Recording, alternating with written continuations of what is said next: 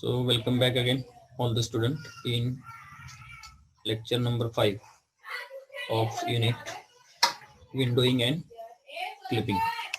So today we will going to see the another line clipping algorithm named as Cyrus-Beck line clipping algorithm. In last lecture we have seen last 2-3 lectures we have seen the Cohen-Sutherland algorithm and the example based on that algorithm. So today we are going to see the next algorithm, that is Cyrus-Beck line clipping algorithm. So basically for this algorithm we are using the parametric equation of line. Okay, we are using for this algorithm is parametric equation of line, and this algorithm is mainly means used for non-rectangular clipping window also. Okay, so in previous example we have seen there is a always rectangular window, but in Cyrus-Beck we can find the intersection point with some other shapes like polygon. Okay, so it will be applicable for polygon also, and in this this algorithm is applicable to an arbitrary convex region, and in this algorithm we are using the parametric equation of line. Okay, we are using the parametric equation of line. So we will see what is parametric equation of line, how it is used. So basically we are using the parametric equation of line in this algorithm. Then for finding the intersection point, of line with clipping edges, the parametric equation of line segment from P1 to P2, if we consider the line segment. Okay, if you consider the line segment P1 to P2, in this if you consider these 2 points, okay, P1 P2, the line having 2 points P1 and P2, for that there may be parametric equation of line like this. P of t is equal to P1 plus P2 minus P1 into t. P of t is equal to P1 plus P2 minus P1 into t, where t will be lies between 0 less than equal to t less than equal to 1. So the range of t is from 0 to 1. Okay, so this is the equation of the parametric equation of line. P of t is equal to P1 plus P2 minus P1 into t. So t is nothing but what generally we can say it is a time. Okay, time. So that time is specified at that point. Okay, so the time or t will be from 0 to 1. Okay, where t is a parameter, t is equal to 0 at P1. If we consider the value of t at P1, if it is 0, then it will be reached to 1 at P2. So the value of P1 value of t will be between 0 to 1. Okay, 0 to 1. So we will see that how it is used in the algorithm. So remember only that the equation of parametric equation is P of t is equal to P1 plus P2 minus P1 into t. Okay, then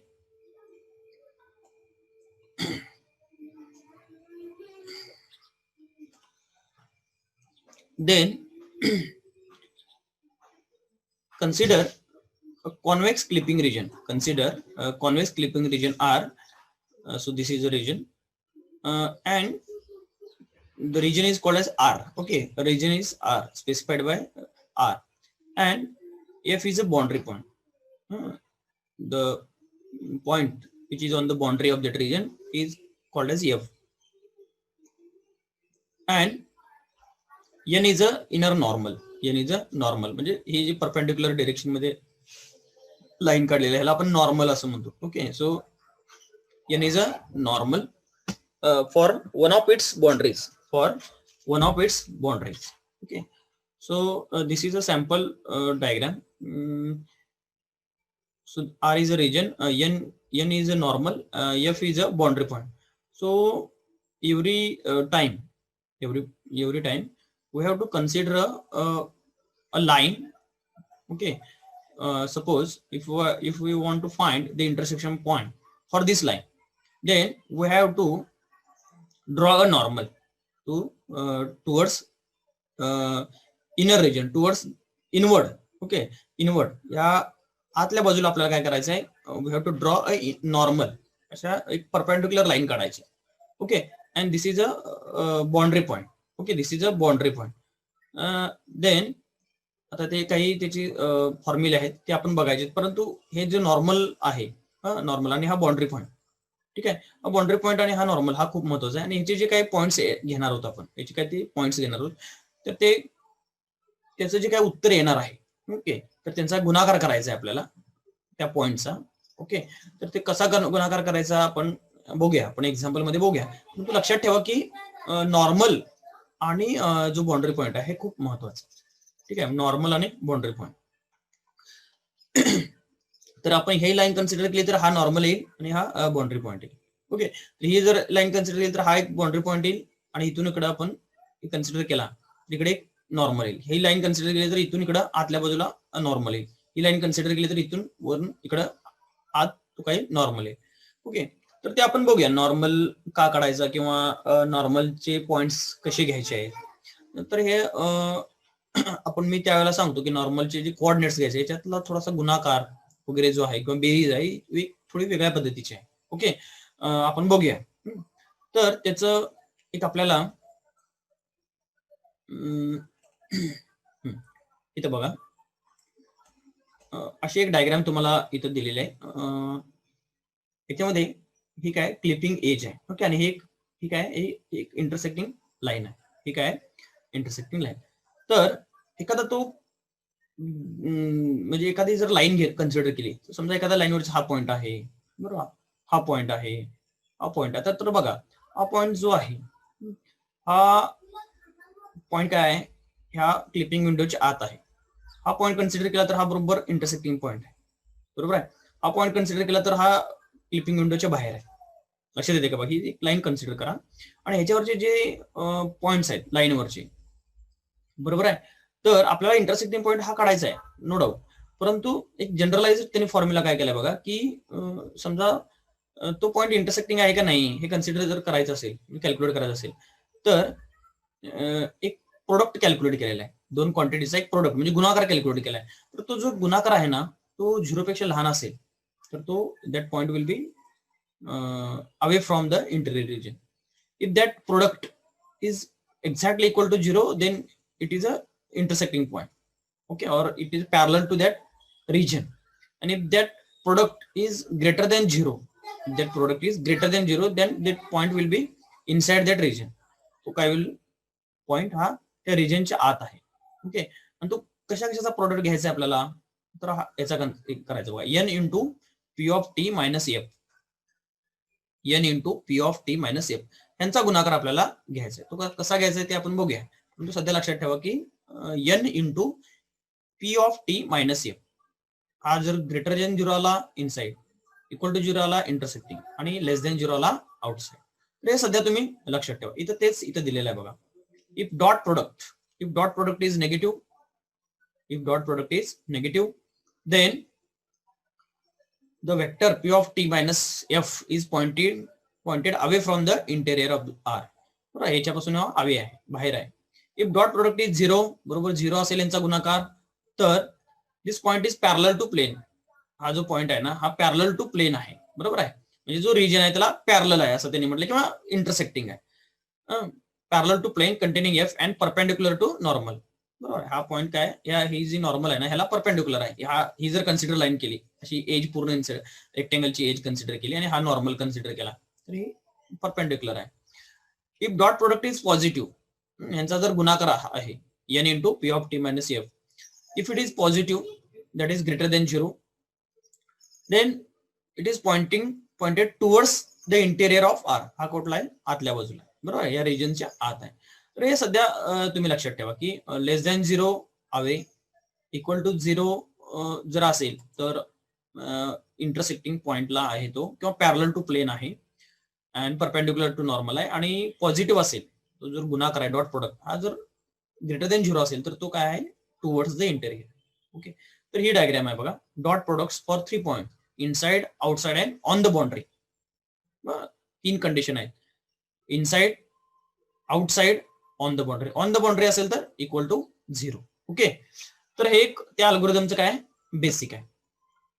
तर त्याच्यानंतर बघा आपल्याला काय घ्यायचंय बघा.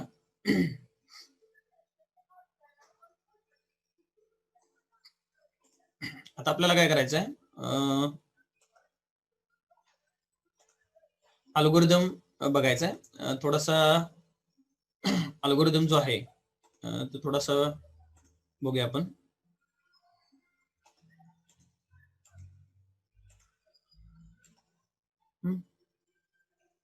तर ह्या काही स्टेप्स आहेत, ह्या सायरस बेक लाईन क्लिपिंग अल्गोरिदमच्या काही स्टेप्स आहेत.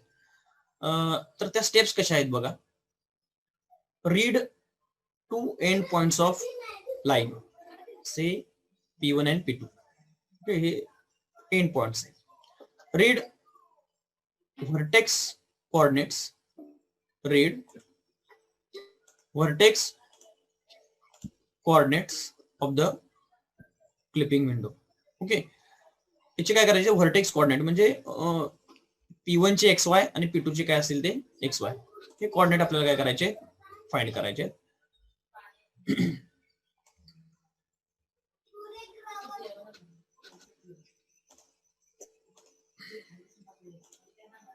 त्याच्यानंतर calculate D is equal to P2 minus P1. Okay, calculate D is equal to P2 minus P1. तर P2 तून P1 चे पॉइंट्स वजा करायचे. कसं करायचं आपण त्या एक्झाम्पल मध्ये बघूया. P2 minus P1 D calculate करायचंय. Assign boundary point F, boundary पॉइंटला आपण काय म्हटलं, F विथ पर्टिक्युलर एज. आपण कुठली एज कन्सिडर केली, समजा 4 एज असेल तर तुम्हाला 4 एज घ्यायला लागतील. पॉलिगॉनला 5 एज घ्या, म्हणजे जशा पद्धतीचा तुमचा पॉलिगॉन आहे, जेवढ्या एजेस आहेत तेवढे तुम्हाला काय घ्यायला लागणार आहे, एजेस घ्यायला लागणार. आणि प्रत्येकाला काय घ्यायचं आहे, बाउंड्री पॉईंट घ्यायचा. ओके, तर त्या डायग्राम वरून तुम्ही तो इझिली बाउंड्री पॉईंट काय आहे, त्याचे कोऑर्डिनेट काय आहे, तर ते तुम्ही घेऊ शकता. P1 P2 तर त्यांनी दिलेलं असतं. Find inner normal vector for corresponding edge. Find inner normal vector for corresponding edge म्हणजे n काढायचा, n. ओके, काय करायचं आहे, n काढायचं. Find inner normal vector for, ते नॉर्मल व्हेक्टर कसं काढायचं आहे, n कसं घ्यायचं आहे हे पण तुम्हाला मी सांगतो. ठीक आहे. त्याच्यानंतर म्हणजे इनर नॉर्मल म्हणजे काय, परपेंडिक्युलर डायरेक्शन मध्ये, बरोबर आहे. मगाशी सांगितल्याप्रमाणे कुठलीही एज जर आपण कन्सिडर केली, कुठलीही एज आपण काय केली, कन्सिडर केली, तर प्रत्येकाला काय करायचं आहे, नॉर्मल ड्रॉ करायचा, किंवा परपेंडिक्युलर डायरेक्शन मध्ये आपल्याला इनवर्ड साईडला तुम्हाला तो नॉर्मल ड्रॉ करायचा, हे महत्वाचं आहे. ठीक आहे. त्याच्यानंतर काय कॅल्क्युलेट करायचं बघा, calculate D into n and W is equal to P1 minus F. तर ह्या दोघांचा गुणाकार आपल्याला काढायचा आहे. त्याच्यासाठी आपल्याला टेबलच तयार करायचं आहे, ते आपण एक्झाम्पल मध्ये बघू. Calculate D into n and W is equal to P1 minus F, हे कॅल्क्युलेट करायचं.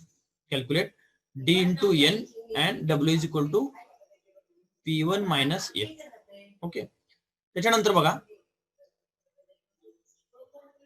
तो D आणि n चा जो गुणाकार आहे ना, D इंटू n, तो गुणाकार आपल्याला करायचा. म्हणजे जो मगाशी आपण प्रोडक्ट घेतला, ठीक आहे, तर त्याच पद्धतीने इथे इफ D इंटू n जर ग्रेटर देन 0 असेल तर काय केलं बघा, लोअर TL घ्यायचं, lower time.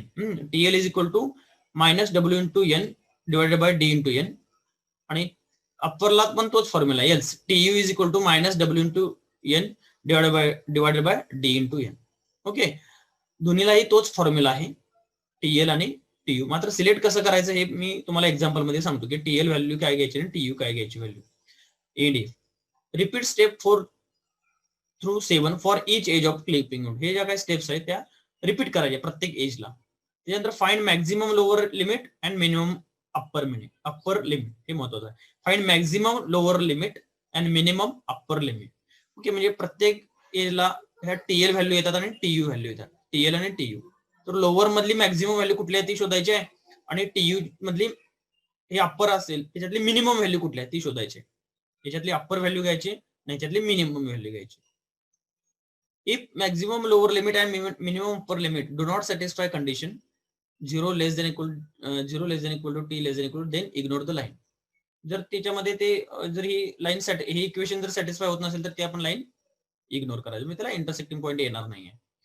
Calculate the intersection points by substituting values of maximum lower limit and minimum lower limit in the parametric equation of the line P1 P2. आता आपल्याला ते इक्वेशन मध्ये टाकायचे आहेत व्हॅल्यू टीएल आणि TU, and draw the line segment TL to TU. म्हणजे हे एक इंटरसेक्टिंग पॉईंट. जसं आपण P1 dash P2 dash A1 dash B dash असं घेतलं तर हे लोअर लिमिट आणि अप्पर लिमिट टायमिंग आहे ते टीएल आणि टीयू हे काय आहेत इंटरसेक्टिंग पॉईंट आहे. हे आपण कॅल्क्युलेट करायचं. शेवटी स्टॉप. तर हा एक अल्गोरिदम आहे, तुम्हाला हे थोडासा पाठच करायला लागणार आहे अल्गोरिदम.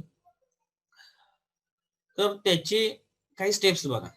स्टेप्स सिंपल आहेत, कारण का डायरेक्ट अल्गोरिदम जर बघितलं तर थोडासा तुम्हाला ते किचकट वाटेल. हा जर आपण डायरेक्ट अल्गोरिदम बघितला थोडासा स्टेप्स ह्या थोड्या वेगळ्या आहेत, परंतु त्याचा जर तुम्हाला एक्झाम्पल तुम्ही बघितलं तर ते थोडंसं तुम्हाला सिम्प्लिफाय होईल.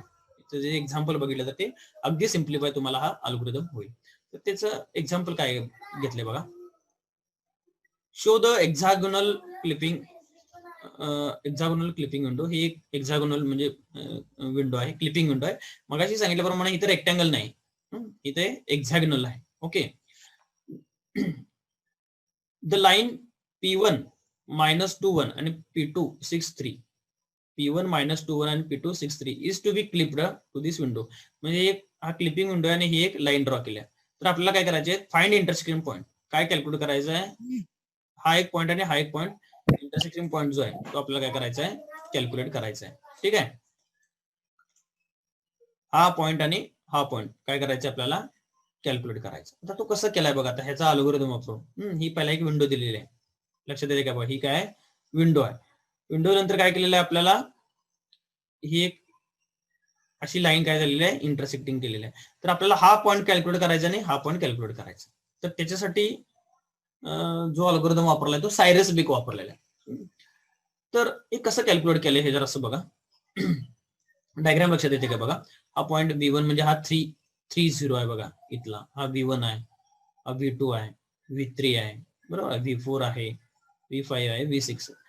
तर ही एक पॉलिगॉन आहे, बरोबर आहे, आणि आपल्याला ही लाईन इंटरसेक्ट केली ही, आणि हा पॉईंट आपल्याला कॅल्क्युलेट करायचा इंटरसेक्टिंग.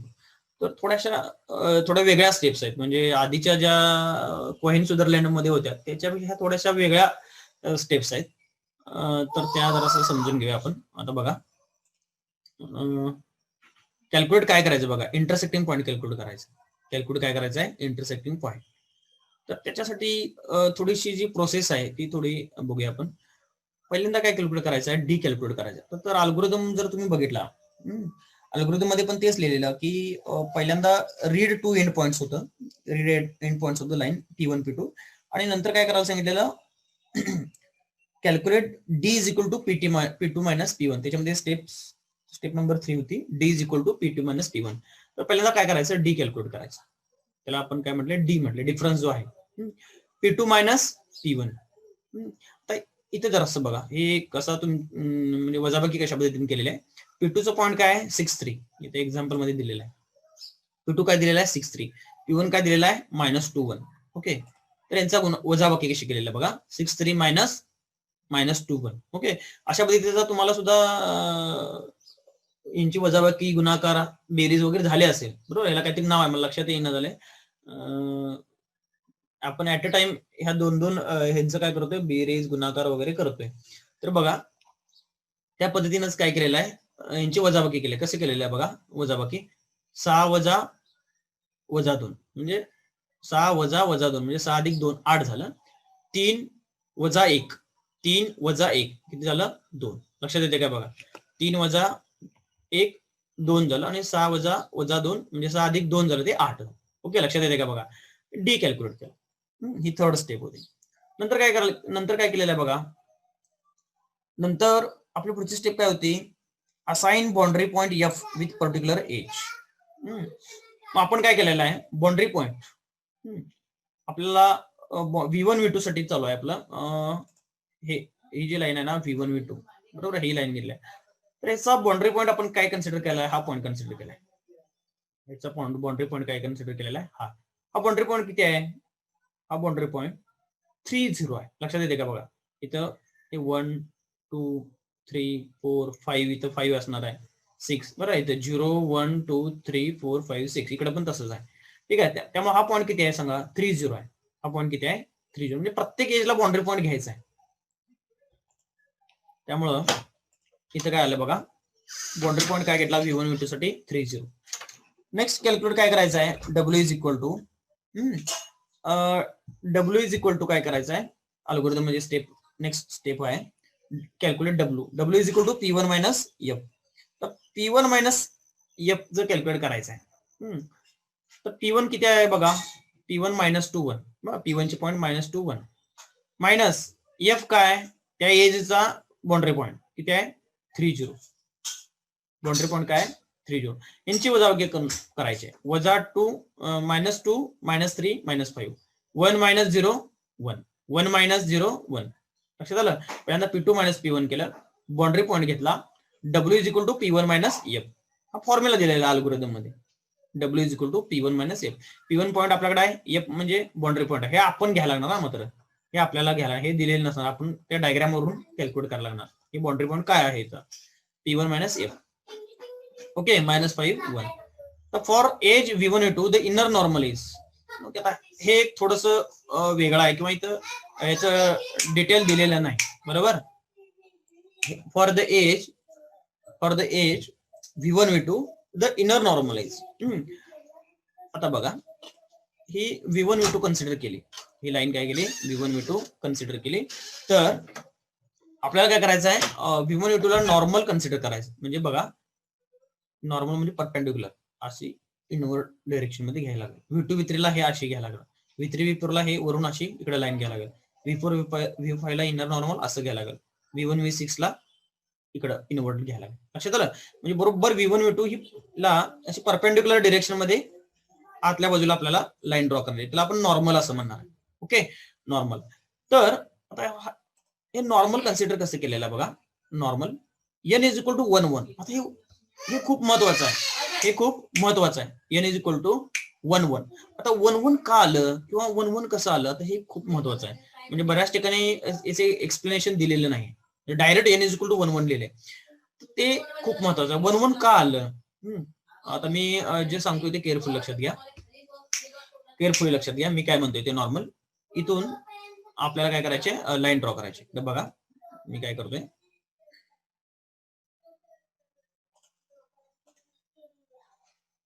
बघा आता इथं आहे ना, समजा अशी मी लाईन ड्रॉ केली, बघा अशी मी लाईन ड्रॉ करतो. ठीक आहे. ही जर अशी मी इथं लाईन ड्रॉ केली, जर मी इथून इकडे ह्या साईडला ह्या रिजन मध्ये जर जात असलो तर कुठली कुठली व्हॅल्यू वाढणार, एक्स पण वाढणार आणि वाय पण वाढणार. ह्या डायरेक्शन मध्ये एक्स पण वाढणार आणि वाय पण वाढणार. या पॉईंट पासून इकडे वर जर वर गेलो तर एक्स पण वाढणार आणि वाय पण वाढणार, म्हणजे दोन्ही वाढणार. एक्सच्या व्हॅल्यू सुद्धा वाढणारच आहेत आणि वायची व्हॅल्यू सुद्धा वाढणारच आहे. म्हणून काय घेतलेलं आहे सांगा, नॉर्मल जो आहे तो आपल्याला काय घ्यायचा आहे, काय घ्यायचं आहे आपल्याला 1 1 घ्यायचं आहे. व्हॅल्यू काय घेतलेली आहे 1 1 घेतले. लक्षात येते का बघा, व्हॅल्यू काय घेतलेली आहे 1 1. एक्स पण वाढला आणि वाय पण वाढला.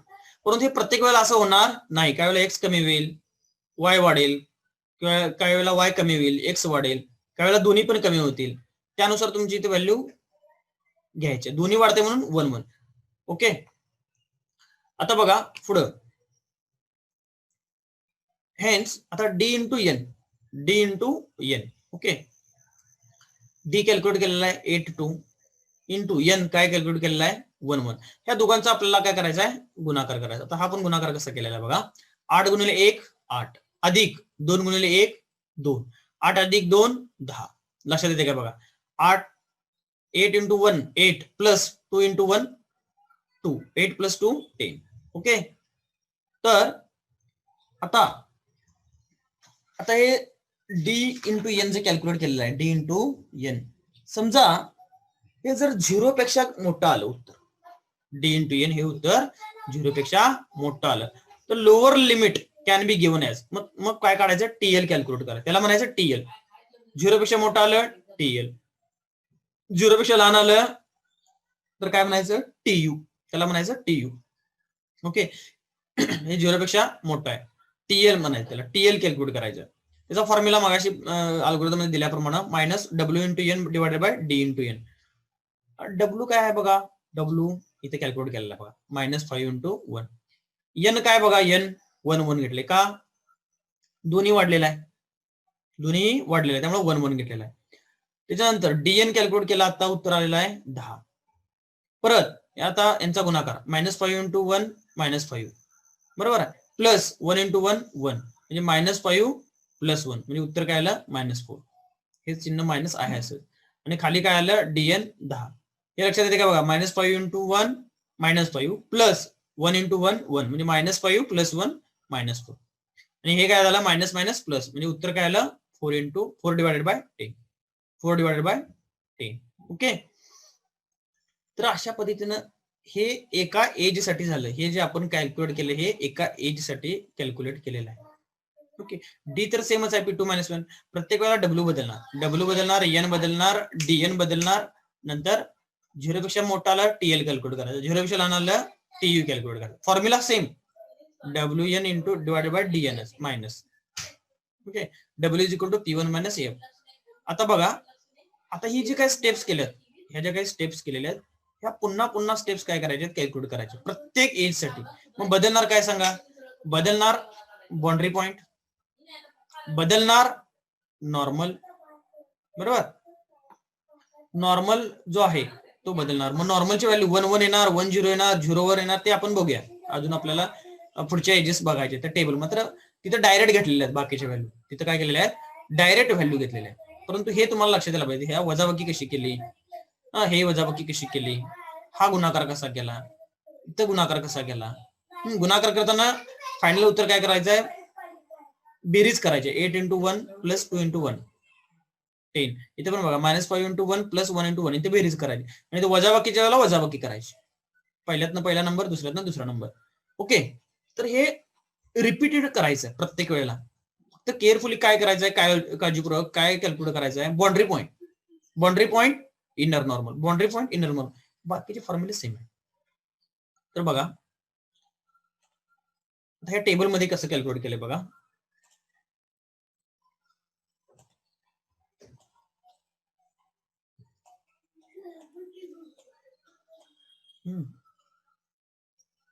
ठीक आहे. ह्या टेबल मध्ये कसं केलेलं आहे बघा. पहिली V1 V2 मगाशी कन्सिडर केल्याप्रमाणे ते नॉर्मल काय होतं 1 1 होतं. काय होतं 1 1 होतं. एफ काय होता 3 0 होता. हे डब्ल्यू कॅल्क्युलेट केलं -5 1 बघा. इथे डब्ल्यू काय केलं कॅल्क्युलेट केलेला -5 1. डीएन कॅल्क्युलेट केलेला आहे 10 बघा -4. डीएन कॅल्क्युलेट केलेलं 10. टीएल किती आलेला आहे टीएल कॅल्क्युलेट केलेलं 4/10. इथं काय केलेलं आहे बघा 4/10 कॅल्क्युलेट केलेलं. ओके. हे टीयू येणार नाही काय येणार टीएल येणार. लक्षात आलं काय बघा. आता ही प्रत्येक एज इथं कन्सिडर केलेलं आहे. V1 V2 V2 V3 V3 V4 V4 V5 V5 V6 आणि V6 V1 ह्या सगळ्या एजेस साठी हे सगळं कॅल्क्युलेट केले. परंतु इथं आता ते डायरेक्ट कॅल्क्युलेट केलेलं आहे. हे काय केलेलं आहे डायरेक्ट कॅल्क्युलेट केलेलं आहे. तर इथं बघा आता आपण दुसरी एज कन्सिडर करूया. दुसरी एज कुठली V2 V3. दुसरी एज कुठली V2 V3 म्हणजे कुठली सांगा एक मिनिट. ही जी आहे ना ही एज कन्सिडर केली V2 V3. आता जर याचा नॉर्मल असा कन्सिडर केला बरोबर इथून कुठे येणार इकडे येणार. आता इकडे बघा मिनिट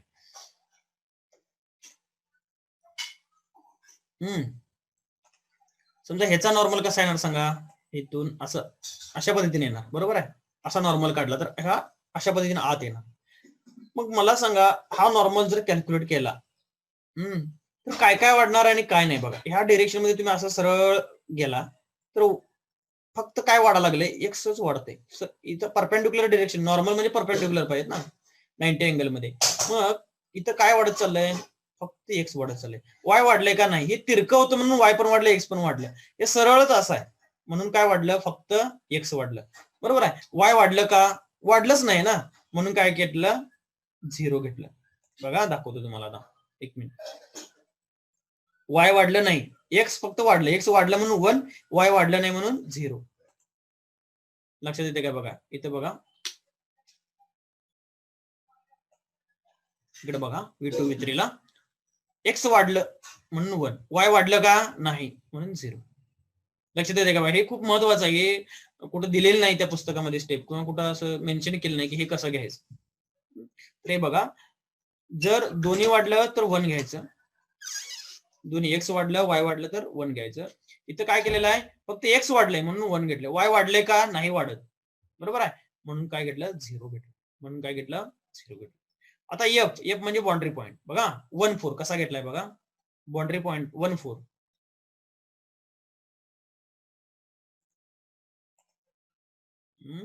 आता बघा याचा V2 V3 ला बाउंड्री पॉईंट 1-4 कसा घेतला बघा.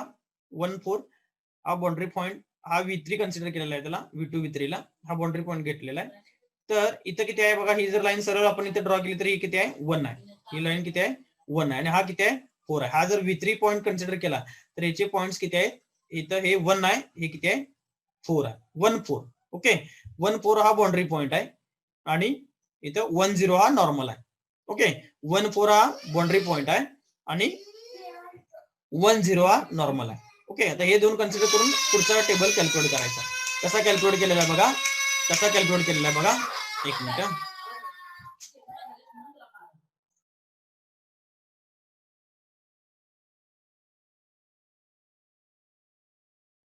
दोन मिनिटं.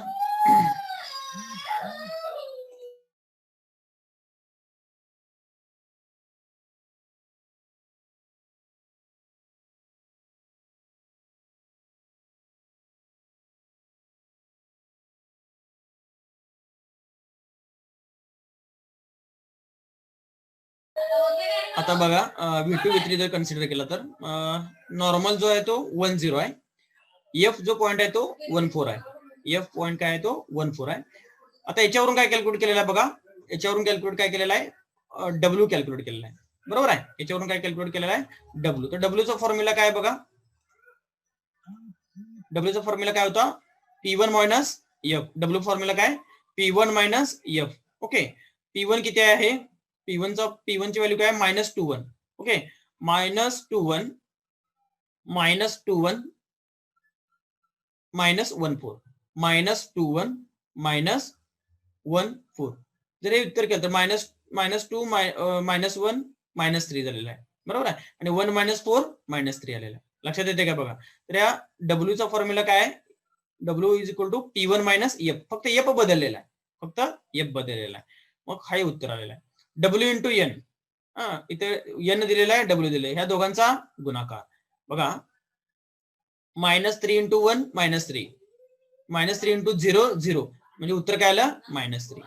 नंतर डीएन, डीएनचं डी इंटू एन, बरोबर आहे. डी कॅल्क्युलेट केलेला आहे, डी कॅल्क्युलेट काय केलेला आहे, 882. हा काय डी आहे, डी. ओके, आणि एन किती आहे, 10. किती आहे, 10. 10 इंटू 82. यांचा जर गुणाकार केला तर उत्तर काय येणार आहे बघा, काय उत्तर येणार,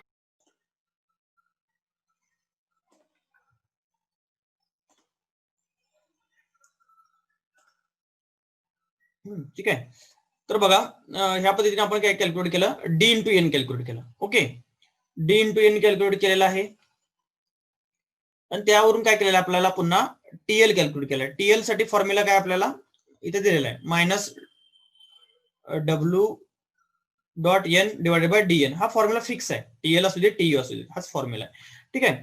याच्यानंतर आता जे डीएन आहे ना, डीएन हे उत्तर काय आलं तर मगाशी आपलं 10 आलेला, आता काय आलेला आहे 8 आहे. हे सुद्धा 8 हे 0 पेक्षा मोठा असल्यामुळं तुमचा टीएल असते, जे आपण कॅल्क्युलेट करणार ते टीएल कॅल्क्युलेट करणार आहे. ओके, तर त्यामुळे पुन्हा काय कॅल्क्युलेट केलं बघा, टीएल कॅल्क्युलेट केलं. म्हणजे येणारं उत्तर हे टीएल, टीयू नाही, हे उत्तर काय टीएल. का टीएल आहे, तर हे 8 हे 0 पेक्षा मोठा असल्यामुळे. तर ह्या व्हॅल्यू खूप महत्वाचं आहे. त्या 0 पेक्षा मोठं आलं तर टीएल, हे 0 पेक्षा लहान आलं तर टीयू.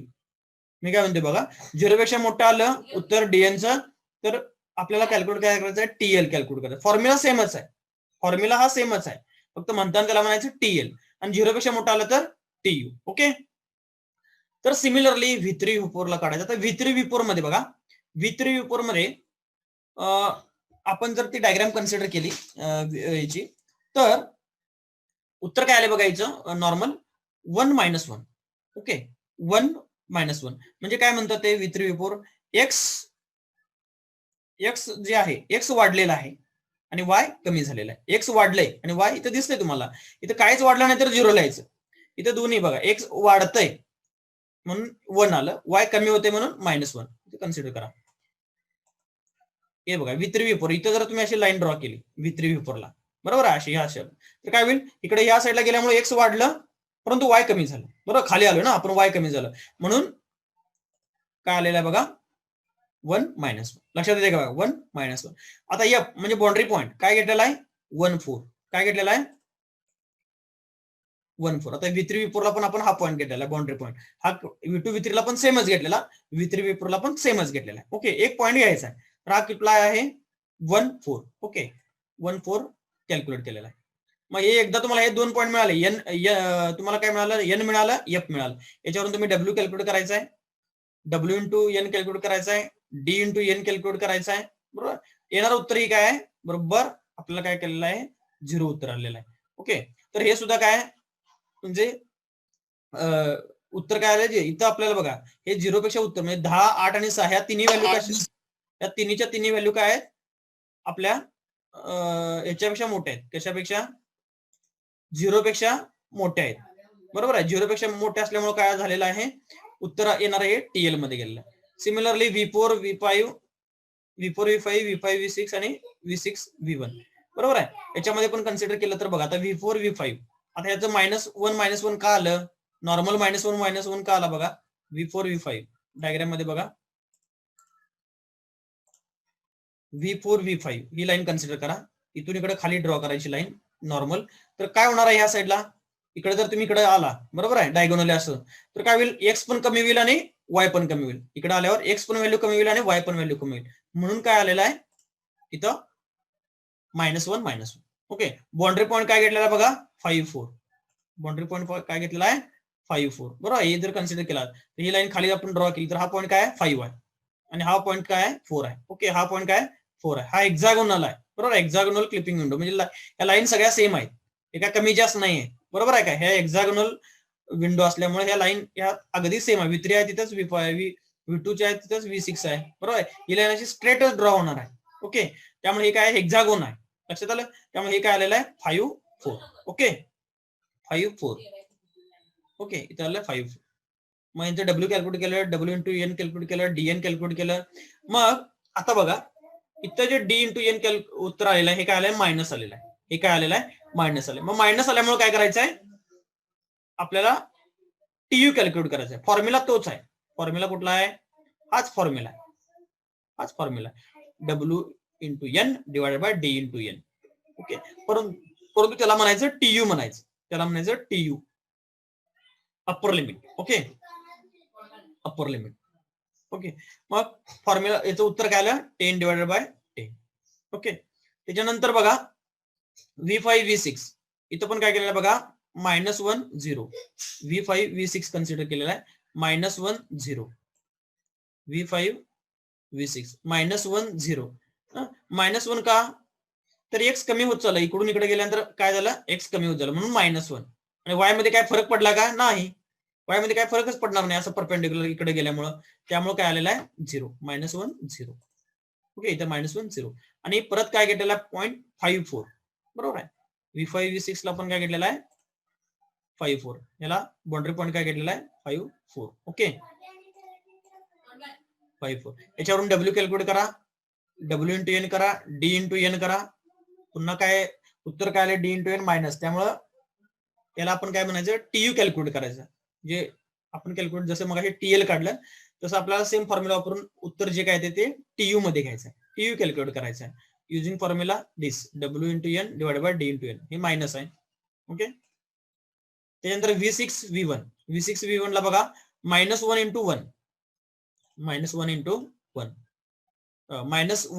-1 इंटू 1 का, तर एक्स इकडे जर इथनं तुम्ही परपेंडिक्युलर नॉर्मल काढला तर एक्स कमी होणार आणि वाय वाढणार. एक्स कमी होणार ना इकडे इकडे इकडे गेल्यानंतर, एक्स कमी होणार म्हणून -1 आणि वाय वाढणार म्हणून 1. ओके, बघा -1 1. परत बाउंड्री पॉईंट काय घेतला, 30. बाउंड्री पॉईंट काय घेतलेला आहे, 30, म्हणजे कुठला हा. ओके, हा बाउंड्री पॉईंट कुठला आहे, 30. ओके, त्याप्रमाणे इथं काय केलं, डब्ल्यू कॅल्क्युलेट केलं. डब्ल्यू कॅल्क्युलेट करायचं असेल तर फॉर्म्युला इथं दिलेला आहे, P1 मायनस एफ. ओके, त्याप्रमाणे काय करा तुम्ही, P1 सेम ठेवायचा आहे, फक्त बाउंड्री पॉईंट बदलायचा एफ म्हणजे W. Okay, D into N इथं फॉर्म्युला तयारच आहे बघा.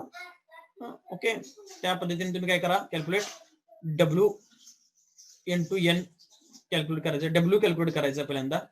इथं डब्ल्यू कॅल्क्युलेट केला, एन ऑलरेडी इथं टेबलमध्ये आहे. ओके, डी एकदाच कॅल्क्युलेट करायचं आहे, P2 मायनस P1, ह्या सगळ्यासाठी सेम आहे. 8 2 हा डी सेमच आहे, 8 इंटू एन करायचं आहे, बरोबर आहे. आणि उत्तर जे येते, ओके, उत्तर जे येते डी इंटू एन केल्यानंतर इथं पण मायनस आलं म्हणून टीयू कॅल्क्युलेट करायचं. मायनस आल्यामुळे काय करायचं आहे, टीयू. ह्या 3 व्हॅल्यूला टीएल आला, ह्या 3 व्हॅल्यूला टीयू आला, ह्याला टीएल म्हणायचं आणि टीयू म्हणायचं. आणि शेवटी काय करायचं बघा, टीएल मधलं, टीएल म्हणजे लोअर लिमिट, बरोबर आहे, याच्यातली सगळ्यात मॅक्झिमम व्हॅल्यू सिलेक्ट करायची. मॅक्झिमम व्हॅल्यू काय, 4/10. तुम्ही डिव्हिजन करून बघा, मॅक्झिमम व्हॅल्यू काय, 4/10. त्याच्यानंतर मिनिमम अप्पर लिमिट, हे जे अप्पर लिमिट आहे, हे लोअर लिमिटली मॅक्झिमम व्हॅल्यू घ्यायची आणि अप्पर लिमिट मधली मिनिमम व्हॅल्यू घ्यायची. मिनिमम व्हॅल्यू काय आहे, 7/8. बरोबर, ह्याचं 1 उत्तर येणार, ह्याचं 1 उत्तर येणार, 7/8 म्हणजे त्याच्यापेक्षा कमी येणार, बरोबर, 1 पेक्षा कमी येणार, 0 पॉईंट, म्हणजे हे मिनिमम आहे आणि हे काय मॅक्झिमम आहे, 4/10. हे मॅक्झिमम आणि हे मिनिमम. ओके, ह्या 2 व्हॅल्यू सिलेक्ट करा. हे 2 व्हॅल्यू म्हणजे हे काय आहेत आता पुढे आपल्याला लागणार आहे. Substituting these values of N T in parametric equation we get. आता पॅरामेट्रिक इक्वेशन मध्ये आपल्याला काय करायचं आहे, त्या व्हॅल्यू पुट करायचे. ओके, म्हणजे काय, हे जे इक्वेशन आहे, हे जे आहे, बरोबर आहे, parametric equation P1 plus P2 minus P1 into T. Okay, तर याच्यामध्ये काय करायचं आहे, तुम्हाला काय करायचे, हे ह्या व्हॅल्यू टाकायचे. बघा, ह्या व्हॅल्यू टाकल्यानंतर -2 1 P1 प्लस P2 -2 1. ओके, हे काय -2 1 plus P2 6 3, P1 plus P2 into T. Okay, P1 plus P2 into T. आता हे P1 plus P2 into T ह्या फॉर्म्युलामध्ये टाकायचं. P1 हा फॉर्म्युला आहे, प्लस P2 आहे, इंटू टी. टी मध्ये इथं काय करायचं बघा, पहिल्यांदा हे टीएल ला, ओके, टीएल ला काय 4/T म्हणजे P ऑफ टी आहे 4/10. ओके, तर इथं ठिकाणी 4/10 टाकायचं. यांचं पुन्हा काय करायचं आहे, आपल्याला हे इक्वेशन सॉल्व्ह करायचं आहे. -2 1 इंटू इथं काय करायला लागणार, यांचं आपल्याला काय करायचं आहे, प्रत्येकाबरोबर काय करायला लागणार, इथं गुणाकार करायला लागणार. 4/10 इंटू 8 प्लस 2 इंटू 4/10, बरोबर, 8 इंटू 4/10 आणि 2 इंटू 4/10. तर दोघांचं उत्तर काय आलं बघा, 3.2 आणि 0.8. तर या दोघांची काय करायला लागणार, इथं बेरीज करायची आपल्याला. बेरीज केल्यानंतर उत्तर काय आलं, 1.2 अधिक 1.2 आणि 1.8. ओके, त्याच पद्धतीनं तुम्हाला इथं P of T is equal to P1 plus P2 into T, बरोबर आहे. याच्यामध्ये हे टाकायचं 7/8 टाकायचं आहे. याच्यामध्ये -2 1 हा घ्यायचा P1, P2 काय करायचं आहे 8 2 इंटू टी घ्यायचं आहे, म्हणजे काय घ्यायचं आहे 7/8. आणि यांचं पुन्हा मगाशी सारखं इथं कॅल्क्युलेट करा. ह्याचं उत्तर काय आलं बघा, 5 आणि 2.75, म्हणजे हे इंटरसेक्शन पॉईंट आले. म्हणजे आपण काय कॅल्क्युलेट केलं सांगा, कॅल्क्युलेट काय केलं सांगा, की तो जो इंटरसेक्शन पॉइंट आहे बघा, हा जो इंटरसेक्शन, तर इथं काय टायमिंग असणार आहे? इथं जे टीएल म्हटलं की नाही, टीएल आणि टीयू म्हणजे काय आहे माहितीये का? इथं 0 टाइम आहे आणि इथं 1 टाइम आहे. आपण कॅल्क्युलेट काय केलं, टीएल टीयू म्हणजे काय, ते टाइम आहे. मला इथून इथं इथं जाण्यासाठी लोअर इथं जो आहे की नाही, हे लोअर लिमिट आहे आणि हे अप्पर लिमिट आहे. हे आपण पहिल्यांदा कॅल्क्युलेट केलं. तिथं टाइम किती लागणार आहे, ह्या पॉइंटला टाइम किती लागणार आहे इथं, याला याला लोअर लिमिट टाइम म्हणायचं आणि याला अप्पर टाइम म्हणायचं. आणि टाइम त्या पॅरामेट्रिक इक्वेशन ऑफ लाईन वापरून तिथला कोऑर्डिनेट काढले बघा. तर काय केलं आपण पहिल्यांदा फाइंड काय केलं, लोअर लिमिट आणि काय केलं, अप्पर लिमिट, टीएल आणि टीयू काढलं. हे टाइम आहेत आणि त्यावरून इक्वेशन पॅरामेट्रिक इक्वेशन घ्यायचं, P of T is equal to P1 plus P2 into T. P2 म्हणजे ते P2 मायनस P1 आहे. ओके, तर याच्यावरून आपण काय केलेलं आहे, पी ऑफ 4/10 ह्या टायमिंगला काय कोऑर्डिनेट आहेत, पी ऑफ 7/10 7/8 ह्या टायमिंगला काय पॉइंट आहेत, तर हे कॅल्क्युलेट केलेलं आहे. ओके, तर हे थोडस लेंदी आहे. मी पीपीटी याच्यावर पाठवतो ग्रुपवर, तर थोड्याशा तुम्ही स्टडी करून घ्या. हे व्यवस्थित स्टडी करून घ्या. डी सेमच आहे, W is equal to P1 minus F आहे. नंतर एन कॅल्क्युलेट करायचा, जो एक्स वाढते का वाय वाढते किंवा दोन्ही वाढते कमी होते, याच्यावरून तुम्ही एन कॅल्क्युलेट करायचा आहे. D N into N, D into N, positive असेल तर टीएल, निगेटिव्ह असेल तर टीयू. ओके, आणि त्याच्यानंतर आपल्याला काय करायचं आहे, लोअर मधलं मॅक्झिमम घ्यायचं आहे आणि अप्पर मधलं मिनिमम व्हॅल्यू घ्यायचे आणि त्या पॅरामेट्रिक इक्वेशन मध्ये टाकून तिथले पॉइंट्स काढायचे.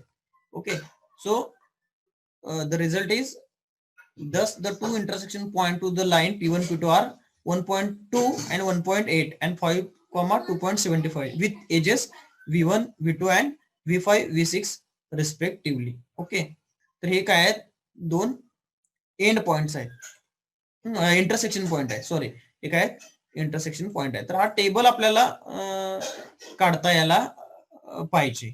लक्षात येते काय बघा. आता हे V5 V6 म्हणजे इथलं हे जे आपण इंटरसेक्शन पॉइंट ह्या एजेस आहेत, बरोबर आहे.